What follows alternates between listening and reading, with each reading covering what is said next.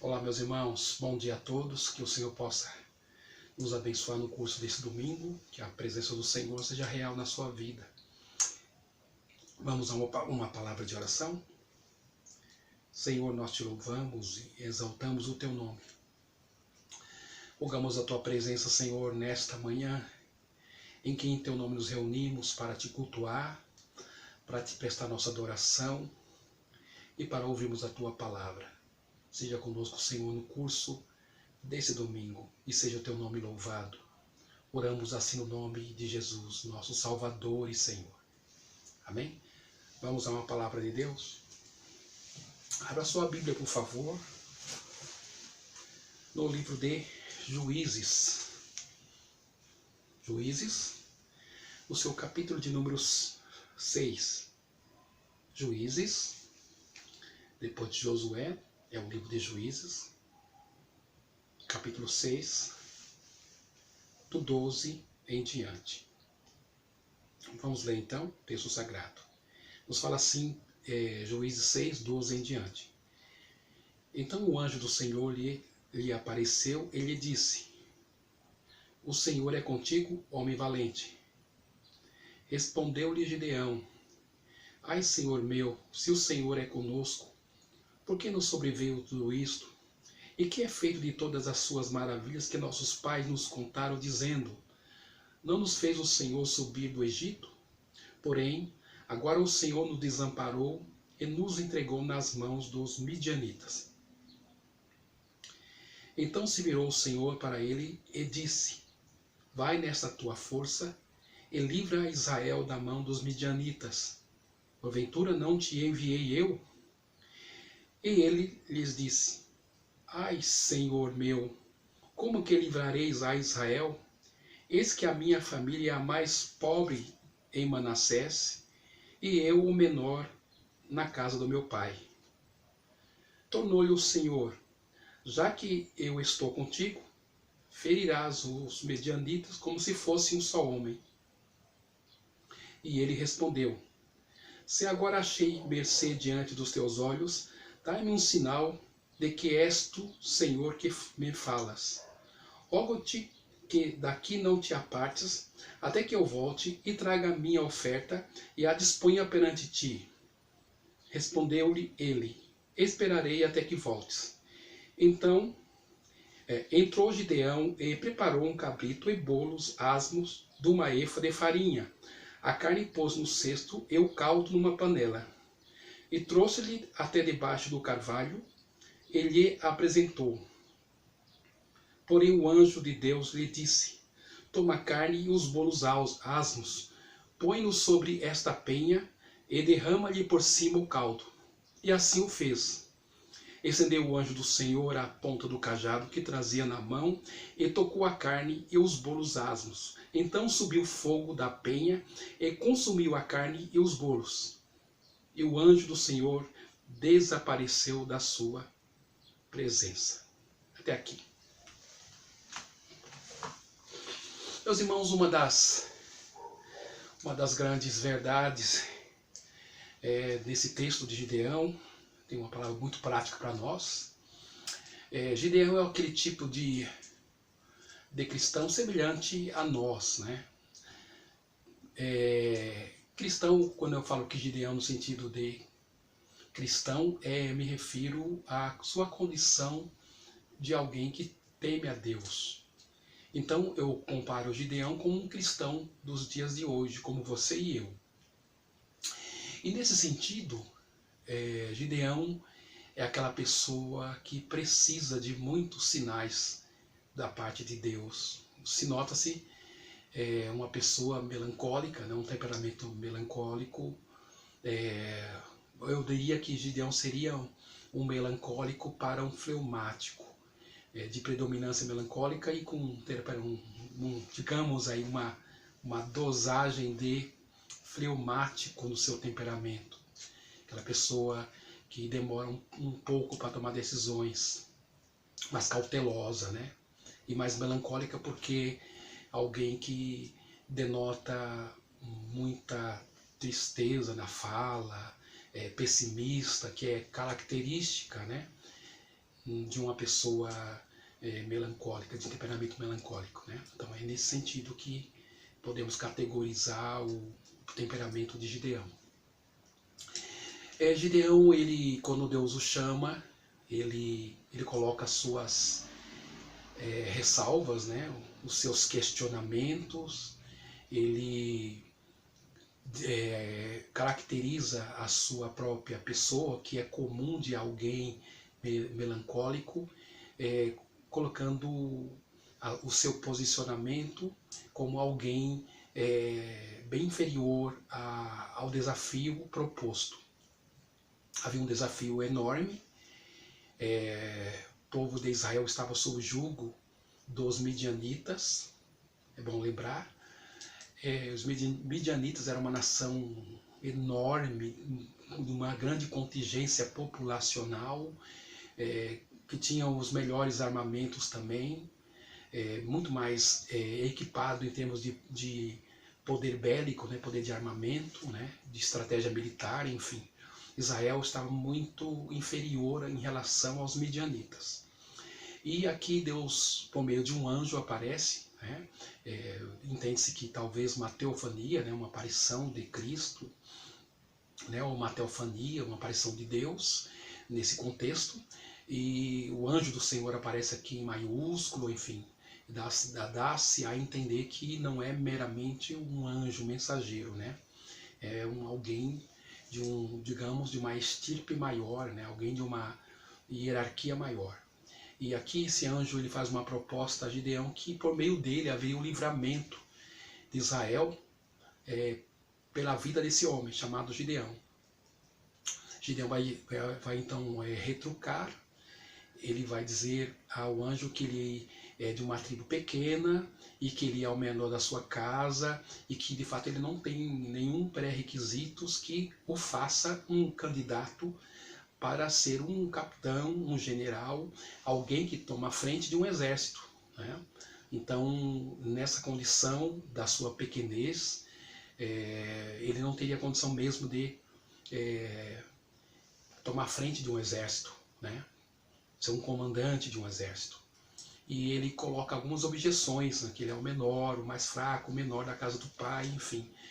A sua tribo era menor e além da tribo ser menor, ele era o menor ainda entre os seus. E o anjo disse que por meio dele daria livramento. O que é interessante no texto é que o anjo chama de homem muito valente. É bom dizer que Deus sempre olha o interior do homem, né? Deus, ele olha o interior enquanto nós olhamos o que está por fora, o externo, né? Aquela palavra que Deus deu a Jessé quando na escolha de um novo rei para suceder ao rei Saul, que deveria ser Davi, e o pré-requisito que Deus deu a Jessé é para não olhar a aparência, porque o homem vê o exterior, o estereótipo. Deus vê o coração, os valores intrínsecos, os valores essenciais do homem. Só Deus conhece o coração, porque ele sonda a mente e o coração, esquadrinha a mente e o coração e sabe das verdades do nosso íntimo, né? Assim vai falar o Salmo 139 também, essa verdade. Então, Gideão é aquele crente que vai precisar de muitos sinais. Pode ver que no texto aparece um sinal que ele pede. Se de fato era uma verdade aquilo, e se Deus haveria de o chamar, o comissionado para encarar uma empreitada dessa, uma grande batalha, que o anjo pudesse esperar e pudesse então fazer uso, né, para pudesse desfrutar de uma oferta. Né? Assim foi, conforme nós lemos o texto, de uma oferta queimada, né?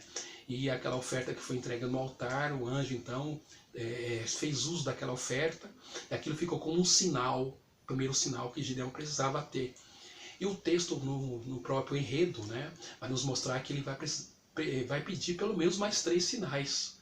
Né? Um outro sinal que ele vai pedir é que esse Deus de fato era com ele, que caísse um orvalho, né? Ele pegasse lá um pedaço de lã, de um novelo, e colocasse no terreno e no arraial, e na madrugada o orvalho caísse sobre a terra e a lã ficasse seca.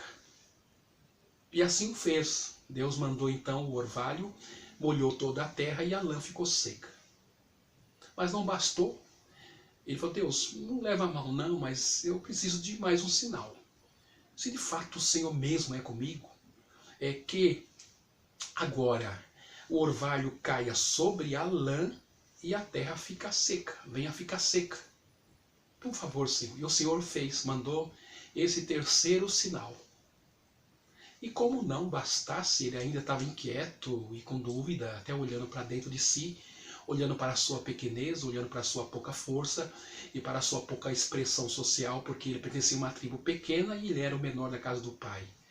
E de fato, lembrando que Paulo vai dizer que Deus faz uso das coisas fracas, das coisas pequenas, das coisas loucas desse mundo para confundir aquelas que são sábias e fortes. Então Deus tem isto como digamos, um instrumento, né? Uma forma dele manifestar a sua grandeza por meio de pessoas pequenas e fracas, né? Para que ninguém se glorie na presença de Deus, né? Paulo assim vai dizer quando ele vai falar acerca dos dons, ou quando ele vai dizer acerca do espinho na carne, quando ele vai falar assim que foi dado a ele um espinho na carne para que ele não se gloriasse das grandezas que ele recebia de Deus, das revelações, não é? Então Deus faz uso de pequenas coisas, de pessoas fracas como eu, sem potência, sem expressão social, para manifestar a sua grandeza. Deus pode fazer isso com você na sua família, no seu trabalho. Deus pode te usar para um projeto grande. Às vezes achamos que Deus vai usar o mais competente, o mais capaz, o mais estudado, o mais inteligente. Muitas vezes não. Deus não manifesta a sua glória a estes e também não dá a sua glória a estes.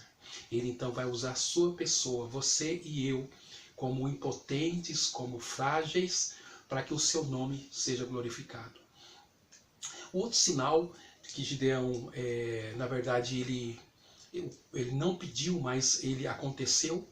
Ele, ainda nessa empreitada dele ir ou não ir, dele ser o instrumento de livramento para o povo, ele ouviu uma conversa de duas pessoas da sua tribo, e eles estavam falando, um teve um sonho contando para o outro. E na medida que houve a narrativa do sonho, Gideão ouviu. E quem estava contando o sonho disse assim: essa espiga, porventura, que rodava no arraial, não era a espada de Gideão? Gideão entendeu então de maneira definitiva que ele era o homem do qual Deus queria usar para dar livramento a Israel.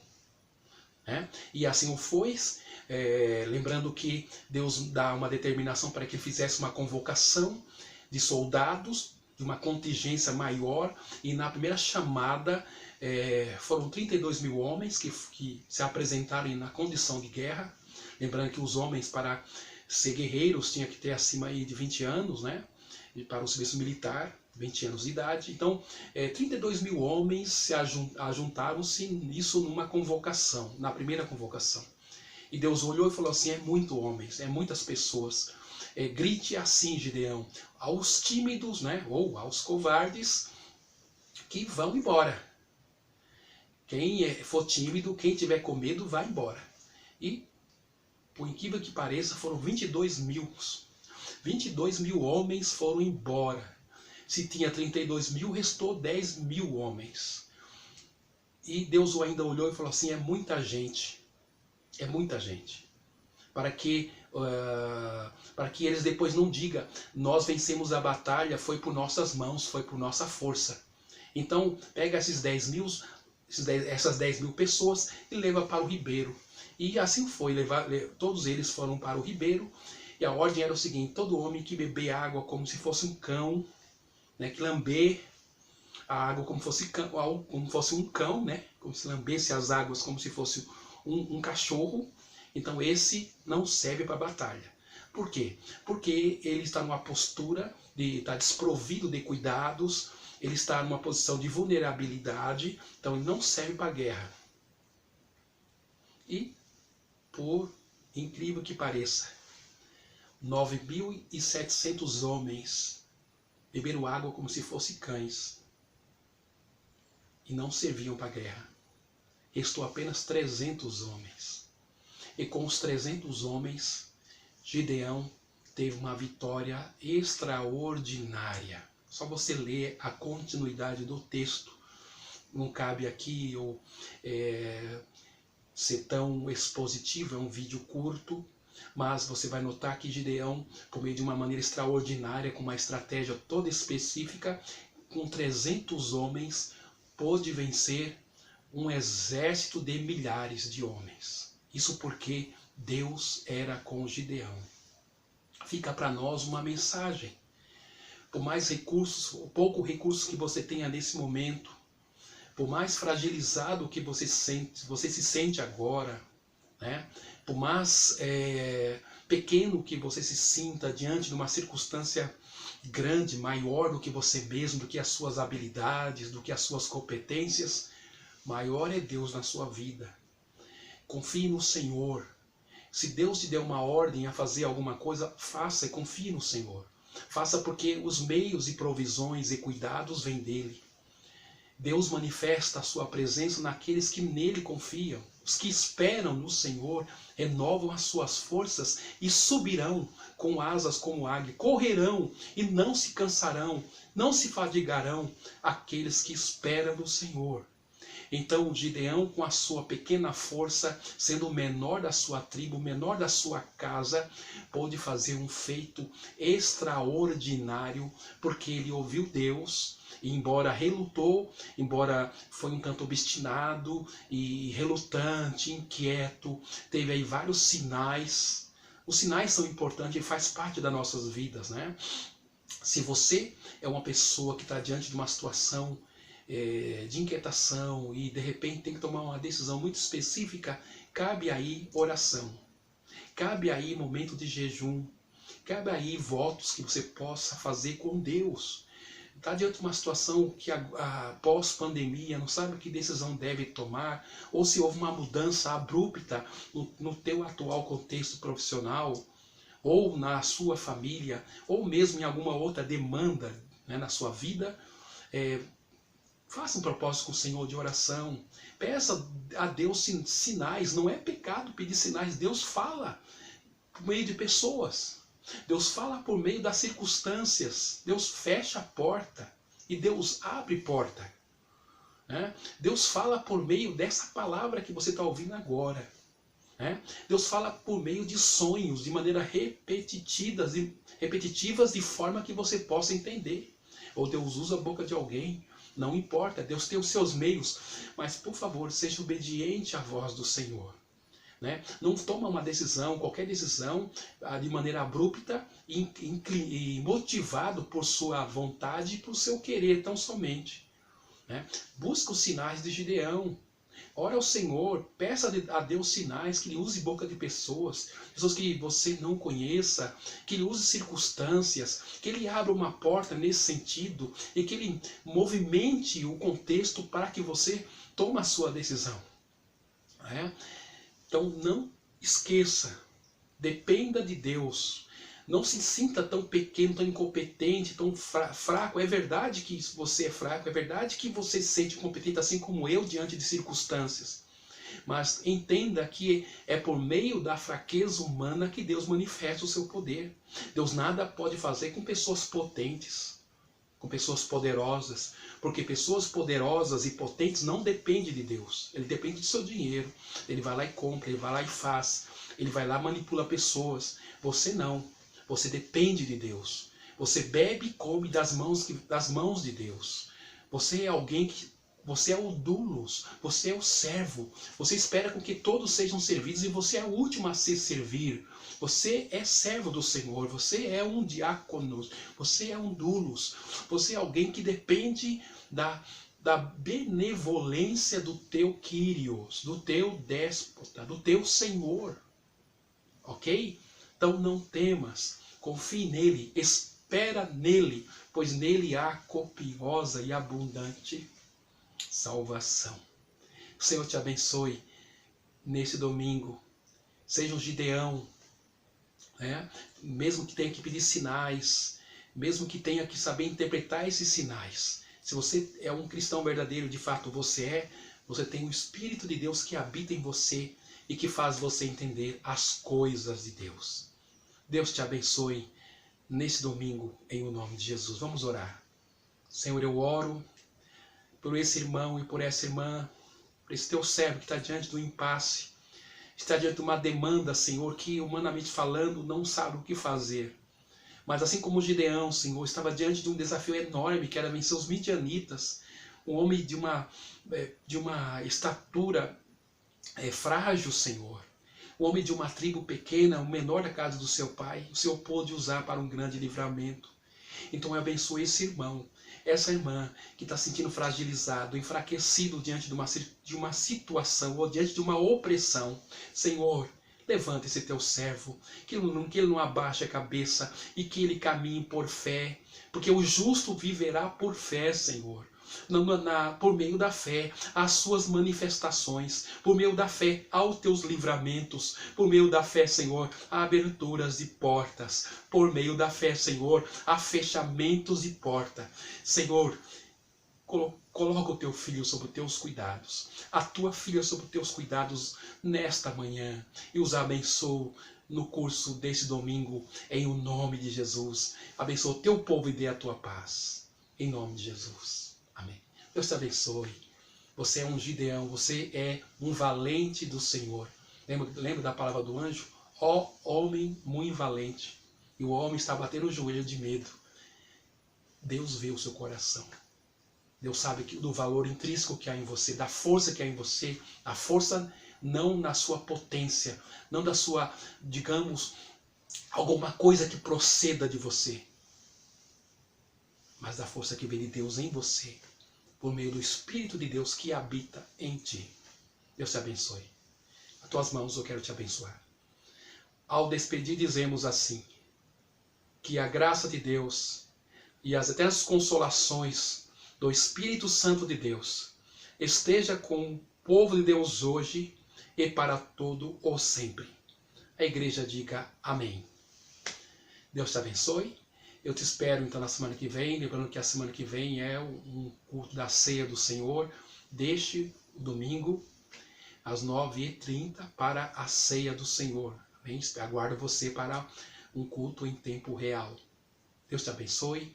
Em o nome de Jesus, muita saudade. Eu tenho orado por você, um por um. Tenho lembrado de vocês diante das demandas que vocês poderão estar enfrentando. Ore por mim, eu preciso da força de Deus na minha vida, por minha esposa querida, minhas filhas. Orem por minha família. Eu conto com vocês. Amo, muita saudade. Deus abençoe.